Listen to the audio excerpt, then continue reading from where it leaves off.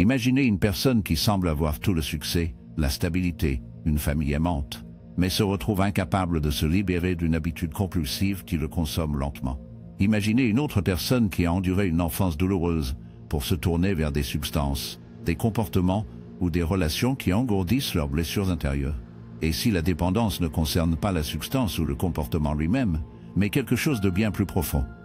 Aujourd'hui, nous explorerons une perspective révolutionnaire sur la dépendance qui va au-delà de la simple volonté ou de la génétique. Nous découvrirons les idées profondes du Dr Gabor Mate, un expert renommé en dépendance, traumatisme et comportement humain. Son travail a transformé la façon dont nous comprenons la dépendance, passant l'attention de l'échec moral à la douleur émotionnelle. À la fin de ce voyage, vous aurez une compréhension complètement nouvelle de la dépendance, qui pourrait bien changer votre façon de vous voir et de vous voir pour toujours. Nous révélerons des vérités surprenantes sur les raisons pour lesquelles la dépendance s'installe, ce qui le nourrit vraiment, et surtout, ce qu'il faut pour se libérer. L'informatique finale que nous partageons sera la plus puissante de toutes, celle qui pourrait redéfinir non seulement la dépendance, mais la façon dont nous abordons la guérison et la découverte de soi elle-même. Pour vraiment comprendre la dépendance, nous devons abandonner les croyances obsolètes. Pendant trop longtemps, la dépendance a été considérée comme un choix, une faiblesse ou un défaut de caractère. La société condamne souvent ceux qui luttent avec cela, les qualifiant de ténacité, irresponsables ou même au-delà de l'aide. Mais que se passe-t-il si la dépendance n'est pas un choix dans la façon dont nous le pensons? Et s'il s'agit d'une tentative inconsciente de résoudre un problème enraciné dans la douleur?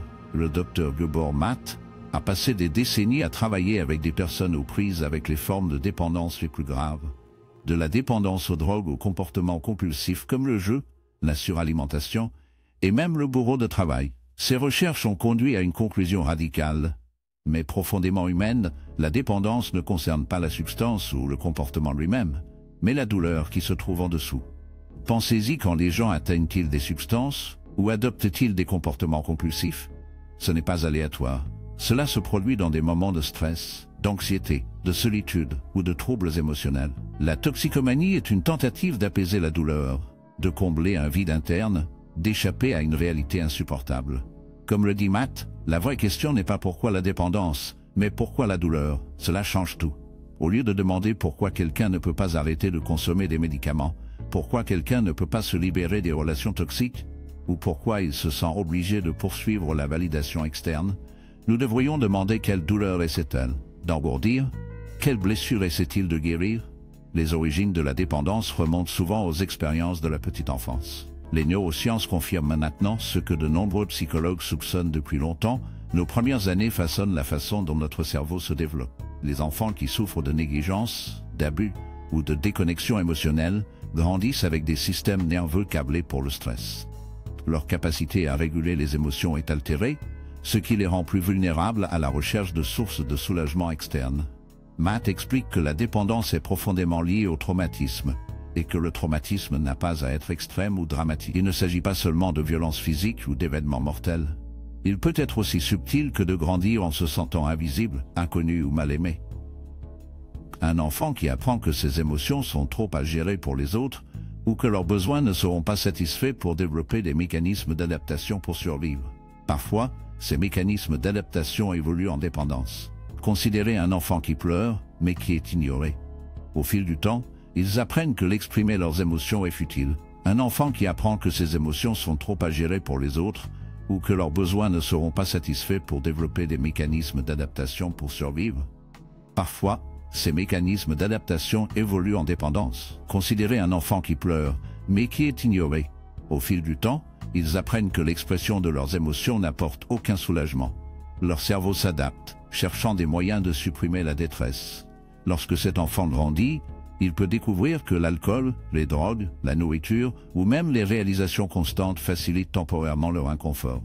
Ils ressentent un soulagement, ne serait-ce que seulement un instant, mais bientôt ils ont besoin de plus. Le cycle commence. Et c'est pourquoi la dépendance n'est pas simplement une question de plaisir, il s'agit de soulagement. Les gens ne deviennent pas dépendants parce qu'ils veulent se sentir bien. Ils deviennent dépendants parce qu'ils ne peuvent pas gérer le mal.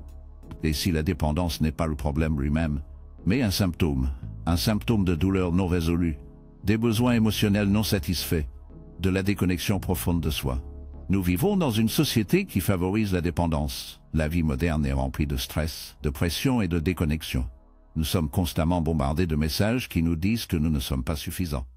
On nous dit de continuer à pousser, de continuer à réaliser, de continuer à consommer, mais nous nous arrêtons rarement pour nous demander pourquoi tant de gens souffrent en silence. La dépendance ne se limite pas aux substances. Il peut se manifester de manière socialement acceptable comme le surmenage, les achats compulsifs, l'utilisation excessive des médias sociaux, ou même le besoin d'une validation constante. Combien de personnes connaissez-vous qui ne peuvent pas rester assis sans vérifier leur téléphone? Combien de personnes utilisent la nourriture comme réconfort plutôt que de nourriture? Combien de personnes poursuivent le succès non pas parce qu'ils aiment ce qu'ils font, mais parce qu'ils ont peur de se sentir indignes? La réalité est que la dépendance existe sur un spectre. Certaines formes sont plus visibles et destructrices, tandis que d'autres sont déguisées en ambition, productivité ou auto-amélioration. Mais à la base, ils servent tout le même but: échapper à l'inconfort. Le Dr Matt nous met au défi de voir la dépendance non pas comme un ennemi à combattre, mais en tant qu'enseignant. Il révèle où nous sommes blessés, où nous avons des besoins non satisfaits, où nous avons perdu des liens avec nous-mêmes. Au lieu de demander comment arrêter cette dépendance, peut-être que la vraie question est: quelle est ma douleur qui essaie de me dire? Cela nous amène à une vérité profonde, qui a le pouvoir de remodeler tout ce que nous pensions que nous savions sur la dépendance. Nous allons découvrir cela dans la prochaine partie. Si la dépendance est une tentative d'échapper à la douleur, la véritable guérison ne vient pas de punir le toxicomane, mais de comprendre la souffrance qui entraîne le comportement. Cela change tout. Au lieu de demander comment pouvons-nous faire arrêter les gens, nous devrions demander comment aidons-nous les gens à guérir. Le Dr Gabor Matt soutient que le moyen le plus efficace de lutter contre la dépendance est par la compassion, pas sur le jugement. Il remet en question l'approche commune de la criminalisation et de la honte, montrant que ceux-ci approfondissent les blessures qui alimentent le comportement addictif. Au lieu de voir la dépendance comme un échec, il nous invite à le voir comme une réponse à la souffrance, une tentative désespérée de trouver un soulagement dans un monde qui ne le fournit souvent pas. Considérez ceci: une personne qui se tourne vers la drogue ne cherche pas de destruction, il recherche un soulagement.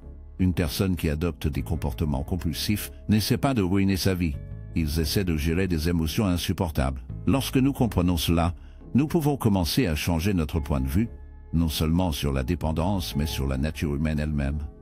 Des études sur les traumatismes infantiles révèlent une vérité stupéfiante: plus une personne est confrontée à une personne au début de la vie, plus son risque de dépendance est élevé. La recherche de l'étude défavorable des expériences d'enfance a révélé que ceux qui ont plusieurs traumatismes infantiles sont beaucoup plus susceptibles de lutter contre la consommation de substances, les problèmes de santé mentale et même les maladies chroniques plus tard dans la vie. Ce n'est pas une coïncidence, c'est le résultat d'un système nerveux façonné par le stress et un cerveau câblé pour la survie plutôt que par la connexion. Matt explique que lorsqu'un enfant éprouve une négligence, un rejet ou un abus, sa chimie du cerveau est modifiée. L'hormone de stress cortisol inonde leur système, affectant le développement de zones clés du cerveau responsables de la régulation émotionnelle, du contrôle des impulsions et de la prise de décision. Au fil du temps, cela crée une sensibilité accrue au stress et un seuil inférieur à l'inconfort, des conditions qui rendent la dépendance beaucoup plus probable. Mais ce n'est pas seulement un traumatisme grave qui conduit à la dépendance. Même des expériences apparemment petites peuvent façonner la façon dont nous faisons face à la douleur. Un enfant qui grandit en se sentant invisible ou indigne peut développer un profond sentiment de vide. Ils peuvent apprendre que leurs besoins n'ont pas d'importance et que leurs émotions sont trop à gérer pour les autres. Lorsqu'ils deviennent des adultes, ils peuvent rechercher des sources externes de validation, que ce soit par le biais de substances, de relations ou de travail, pour combler ce vide. C'est là que réside le vrai défi. La plupart des gens qui luttent avec la toxicomanie ne réalisent pas qu'ils portent des blessures émotionnelles. Ils voient leurs compulsions comme des échecs personnels, plutôt que comme des symptômes de douleur plus profonde. La société renforce cette croyance, leur disant qu'elles ont simplement besoin de plus de volonté, de plus de discipline ou de plus de contrôle. Mais le travail de Matt révèle une vérité différente. La dépendance n'est pas un échec de l'individu, il s'agit d'un mécanisme de survie qui s'est développé en réponse à une douleur profonde, et souvent non reconnue. Alors, comment pouvons-nous nous libérer? Comment commençons-nous à guérir non seulement de la dépendance, mais des blessures sous-jacentes qui la conduisent? Premièrement, nous devons passer de l'autonomie à l'auto-inquiété. Au lieu de demander pourquoi ne puis-je pas m'arrêter, nous devrions demander de quoi je cours. Au lieu de nous blâmer, nous devons apprendre à reconnaître notre douleur avec compassion. La guérison ne commence pas par la discipline, cela commence par la compréhension. L'une des idées les plus puissantes du travail de Matt est que la véritable guérison provient de la reconnexion avec nous-mêmes, avec nos émotions et avec les autres. La dépendance prospère dans l'isolement, il se nourrit de déconnexion. Lorsque nous nous sentons invisibles, inconnus ou indignes, nous nous tournons vers des sources externes pour apaiser notre douleur. Mais quand nous commençons à se connecter profondément avec notre monde intérieur, avec notre passé et avec ceux qui nous soutiennent vraiment, la guérison devient possible. Considérez ceci, l'opposé de la dépendance n'est pas simplement la sobriété. L'opposé de la dépendance est la connexion. C'est pourquoi les approches traditionnelles du traitement de la toxicomanie échouent souvent. Les programmes qui reposent uniquement sur la punition ou l'abstinence ne traitent pas du problème de base. Ils se concentrent sur le comportement plutôt que sur la cause.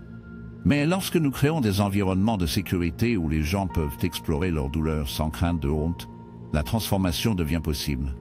Dr. Matt a beaucoup travaillé avec certaines des communautés les plus marginalisées, les gens aux prises avec une dépendance grave, le sans-abrisme et le traumatisme. Dit après son expérience, les interventions les plus efficaces ne sont pas celles qui imposent le contrôle, mais celles qui offrent une compréhension. Les gens peuvent explorer leur douleur sans crainte de honte. La transformation devient possible. Le Dr. Matt a beaucoup travaillé avec certaines des communautés les plus marginalisées, les gens aux prises avec une dépendance grave, le sans-abrisme et le traumatisme. Dit après son expérience, les interventions les plus efficaces ne sont pas celles qui imposent le contrôle, mais celles qui offrent une compréhension. Lorsqu'une personne se sent vraiment vue et entendue, son besoin de mécanismes d'adaptation autodestructeurs commence à diminuer. Cela est vrai, non seulement pour ceux qui luttent contre la dépendance, mais pour nous tous. À quelle fréquence nous engageons-nous sans s'en rendre compte? À quelle fréquence nous distrait avec le travail, les médias sociaux ou le divertissement juste pour éviter les sentiments inconfortables? La dépendance existe sur un spectre, et à bien des égards, nous en faisons tous l'expérience sous différentes formes. La clé de la guérison est d'apprendre à s'asseoir avec nos émotions plutôt que de les fuir. Cela ne signifie pas la noyade de douleur. Cela signifie créer de l'espace pour que nos émotions soient ressenties, comprises et traitées de manière saine. Matt enseigne que la guérison nécessite une compassion de soi. Cela nous oblige à nous regarder non pas avec blâme, mais avec curiosité. Qu'est-ce qui motive nos comportements? Quelle douleur avons-nous transportée? Que se passerait-il si, au lieu de supprimer nos émotions, nous nous permettons de les ressentir vraiment? Cela nous amène à une vérité puissante, celle qui remet en question tout ce que nous pensions avoir su surmonter la dépendance. Dans la partie suivante, nous explorerons la perspicacité la plus profonde et la plus transformatrice de tout le rôle de la conscience de soi et de la guérison émotionnelle, en se libérant de l'emprise de la dépendance. Si la dépendance est enracinée dans la douleur, la guérison ne concerne pas la volonté, il s'agit de conscience de soi. C'est le point de vue clé qui change tout. Sans comprendre ce qui alimente nos compulsions, nous restons piégés dans le cycle, confondus le symptôme avec la cause. Mais quand nous nous tournons vers l'intérieur et que nous demandons quelle est ma douleur qui essaie de me dire, nous ouvrons la porte à une vraie transformation. Le Dr. Gabor Matt enseigne que la conscience de soi est le fondement de la guérison. Sans cela, nous sommes comme des navires perdus en mer, dérivant partout où nos modèles inconscients nous emmènent. Avec lui, nous commençons à voir les forces invisibles façonner nos comportements. Nous commençons à comprendre pourquoi nous réagissons comme nous le faisons, pourquoi nous cherchons une évasion, et pourquoi nous revenons aux mêmes habitudes malgré leur coût. Imaginez debout devant un miroir, mais au lieu de voir votre réflexion physique, vous voyez les émotions, les peurs et les souvenirs qui ont façonné votre vie. Que remarqueriez-vous? Quel modèle deviendrait clair? Beaucoup de gens passent par la vie ignorant les imprimés émotionnels profonds laissés par leur passé. Ils ne voient que la surface, la dépendance, l'anxiété, le besoin de contrôle, sans reconnaître les blessures plus profondes en dessous. Matt soutient que la dépendance est, à la base, une perte de connexion avec le soi. Plus nous sommes déconnectés de nos véritables émotions, plus nous recherchons un soulagement externe. C'est pourquoi la guérison commence par la conscience, conscience de nos émotions, de nos déclencheurs et des histoires que nous avons inconsciemment portées depuis l'enfance. L'une des plus grands obstacles à la guérison est notre peur du sentiment. Beaucoup de gens craignent que s'ils se permettent vraiment de ressentir leur douleur, cela les submergera. Mais Matt nous rappelle que les émotions ne nous détruisent pas. Ce qui nous détruit, c'est notre résistance à eux. Lorsque nous supprimons nos sentiments, ils se manifestent d'autres manières: anxiété, dépression, dépendance et même maladie physique.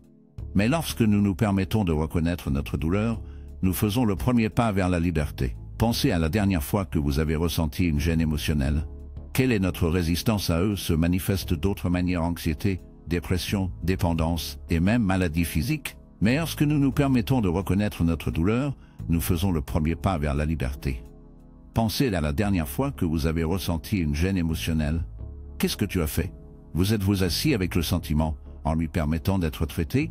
Ou vous êtes-vous distrait en faisant défiler votre téléphone, en mangeant, en buvant ou en travaillant plus dur?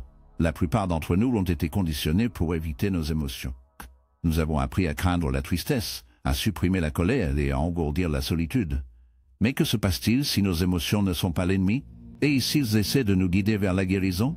Matt suggère que la dépendance est souvent le résultat d'une suppression émotionnelle. Beaucoup de gens qui luttent contre la dépendance étaient autrefois des enfants qui n'étaient pas autorisés à exprimer leur douleur. Ils ont appris que leurs sentiments étaient trop pour le monde à gérer, alors ils les ont enterrés. Mais les émotions ne disparaissent pas. Ils refont surface d'une autre manière par l'anxiété, le doute de soi et la recherche constante de soulagement. Alors, comment nous reconnectons-nous avec nous-mêmes? Comment commencer le processus de guérison? Tout d'abord, nous devons cultiver l'honnêteté émotionnelle. Cela signifie reconnaître nos vrais sentiments sans jugement. Cela signifie nous permettre de dire Yaga, je me sens triste yo, Yaga, j'ai peur yul, ou Yaga, je me sens indigne, sans repousser ces sentiments. Cela peut être inconfortable au début, mais c'est essentiel. La guérison ne se produit pas dans l'évitement, cela se produit dans la conscience. Deuxièmement, nous devons apprendre à répondre à nos propres besoins.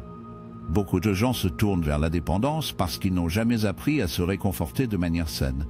Ils atteignent des substances, des relations ou des réalisations pour combler un vide intérieur. Mais la vraie guérison vient de l'apprentissage pour nous nourrir, pour nous donner l'amour, les soins et l'attention que nous n'avons peut-être pas reçus dans le passé. Troisièmement, nous devons pratiquer l'autocompassion. L'un des plus grands obstacles à la guérison est la honte. Les gens qui ont du mal à la dépendance portent souvent une profonde culpabilité, croyant qu'ils sont défectueux ou brisés. Mais Matt souligne que la dépendance n'est pas un échec personnel, c'est une réponse à la souffrance. Lorsque nous remplaçons l'auto-jugement par l'autocompassion, nous créons l'espace pour une véritable transformation. Considérez ceci: si vous voyez un enfant pleurer, lui crieriez-vous de s'arrêter, ou lui offriez-vous du réconfort et de la compréhension? La façon dont nous nous traitons dans nos moments de lutte détermine si nous guérissons ou restons coincés dans la douleur. L'autocompassion n'est pas une faiblesse, c'est le fondement du changement.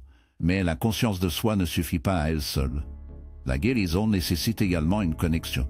Nous ne guérissons pas isolément, nous guérissons dans les relations avec d'autres qui nous voient, nous soutenons et nous rappellent notre valeur.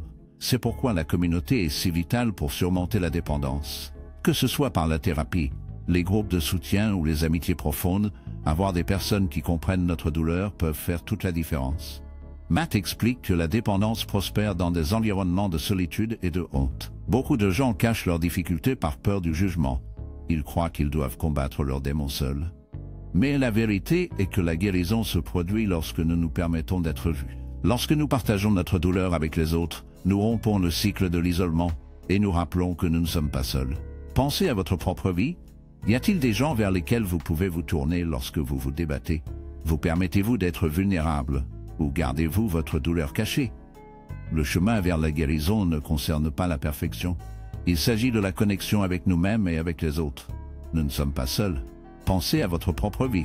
Y a-t-il des gens vers lesquels vous pouvez vous tourner lorsque vous vous débattez?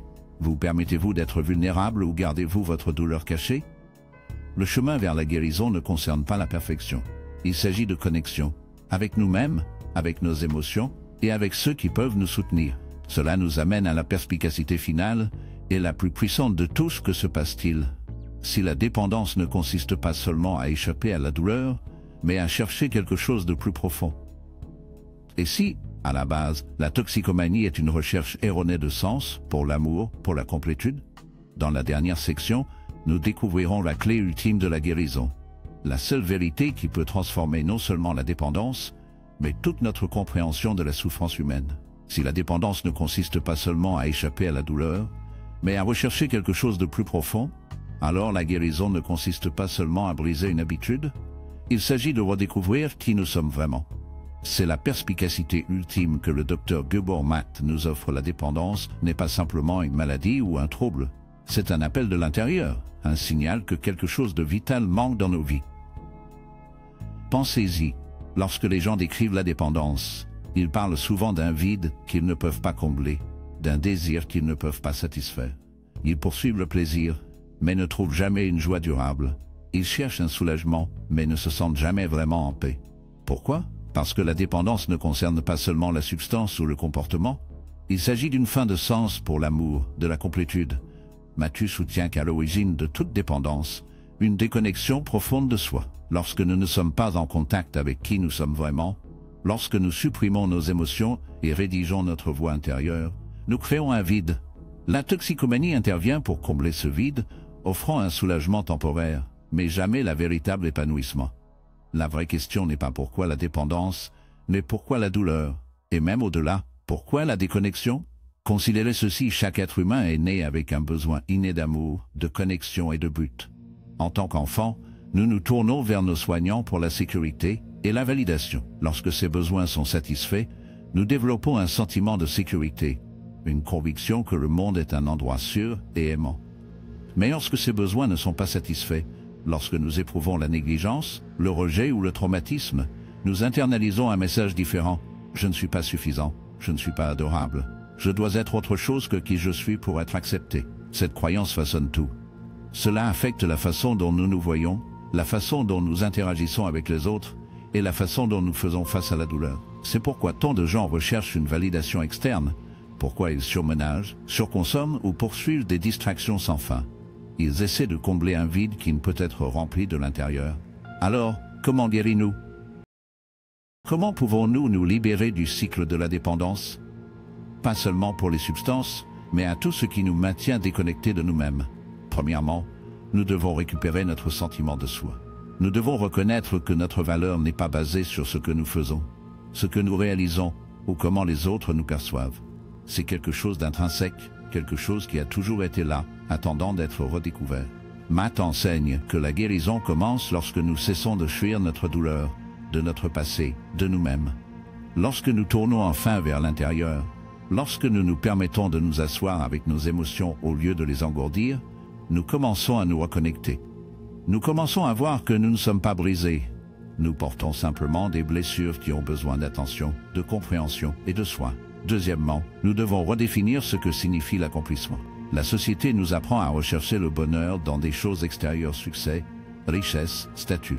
Mais le véritable épanouissement vient de quelque chose de beaucoup plus profond, de la connexion, de l'authenticité, de la vie en alignement avec qui nous sommes vraiment.